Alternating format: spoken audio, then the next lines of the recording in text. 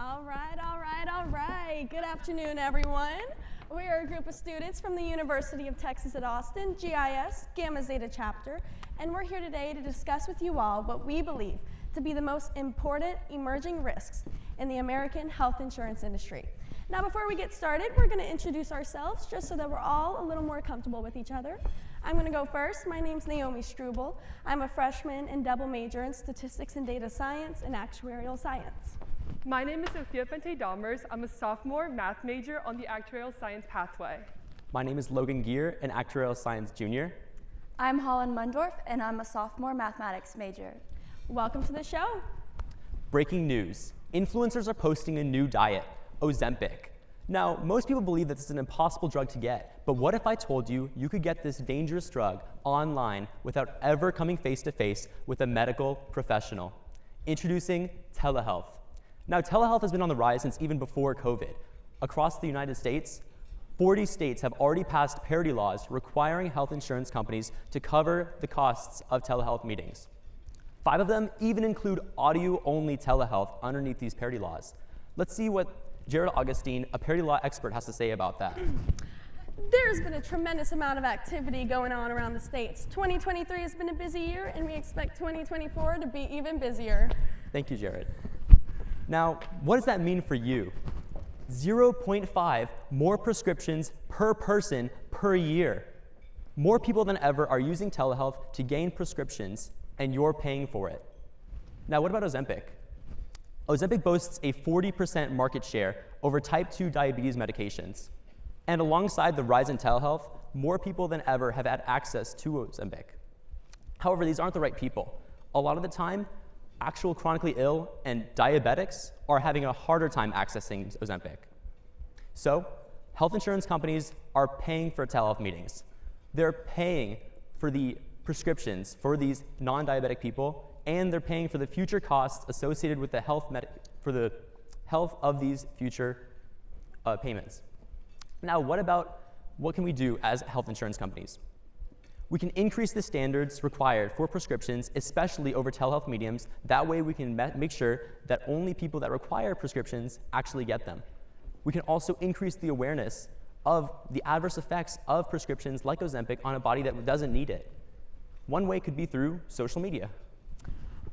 Oh my gosh, everyone, you would not believe it. Be Real just went off. Quick, we all have to take a picture. I want to see y'all smile, okay? Ready? Cheese. Hey, we're presenting here. Oh, I'm sorry. I got a little distracted, y'all. Parents are worried about social media, but health insurance companies should be too. Everyone has seen the various health trends from influencers. While this can be a great way to educate the public, there is also vast amounts of misinformation out there.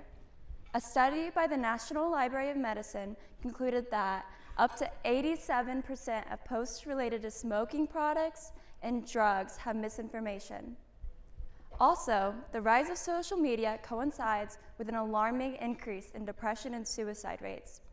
In recent years, the total number of U.S. adults with medical depression has increased from 15 to almost 18 million.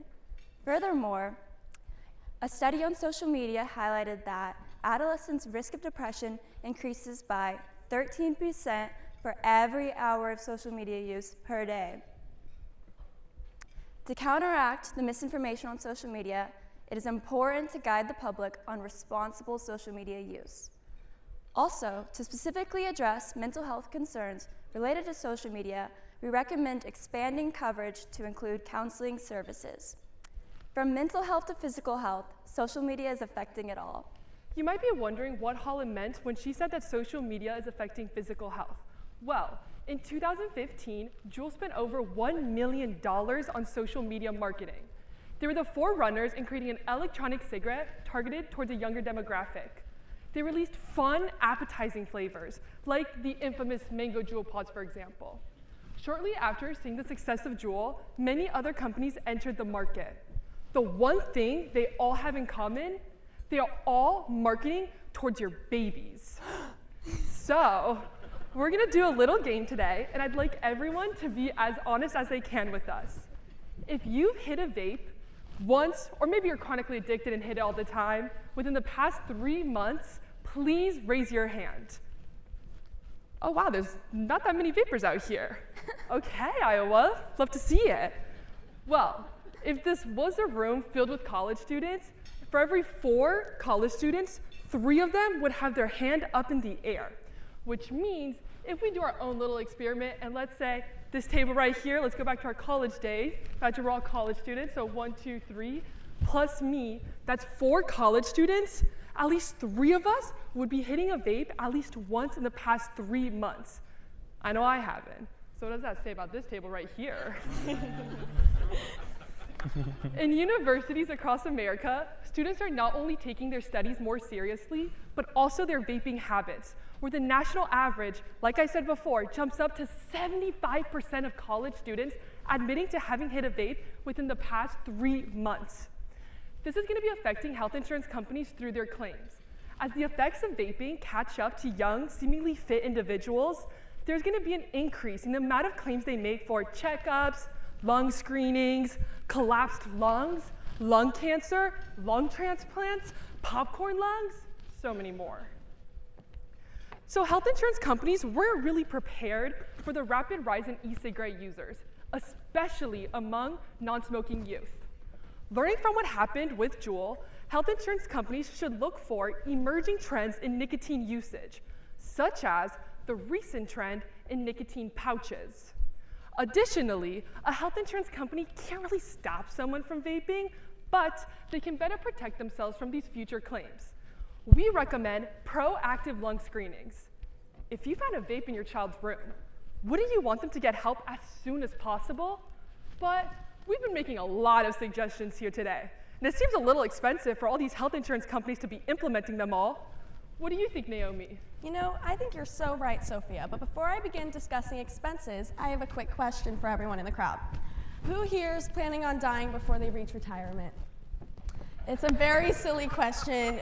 Almost none of you would raise your hands. I'm hoping, at least. Well, today I'll be discussing the major economic concerns facing the health insurance industry, and for all of you who didn't raise your hand, you should really pay attention. National health expenditures are projected to grow at an annual rate of 5.7% between the years 2019 and 2028. In fact, Medicare is expected to experience the fastest growth at a rate of 7.6% in that same period. This is largely due to the increasing size of the Medicare-eligible population. With these concerning trends in health expenditures, the health insurance industry in the United States will soon have to effectively manage these rising costs. How should they do so? Well, one way is implementing a value-based care system. Through this system, reimbursements are issued to clients based on the value and appropriateness of the care received, rather than solely based on the costs. Through this system, there will be minimal compensation paid towards unnecessary care. Another solution is advocating for policy changes at the local, state, and federal levels. In doing so, health insurance companies will be playing an active role in battling healthcare costs and creating a more equitable and sustainable healthcare system for all. So, Global Insurance Symposium, we've given you a lot of free advice today. If you want to get on top of these emergent risks, You just have to take our advice. Before your competitors take them. we'd love to hear from you and connect with you on LinkedIn. Thank Thank you. you. Thank you.